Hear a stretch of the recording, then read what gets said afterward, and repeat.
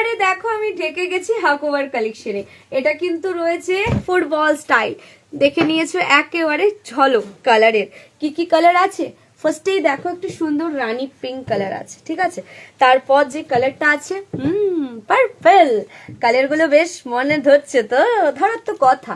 এই দেখো একটু সুন্দর টুকটুকে লাল, হ্যাঁ তোমাদের পছন্দের হোয়াইট কালার আছে।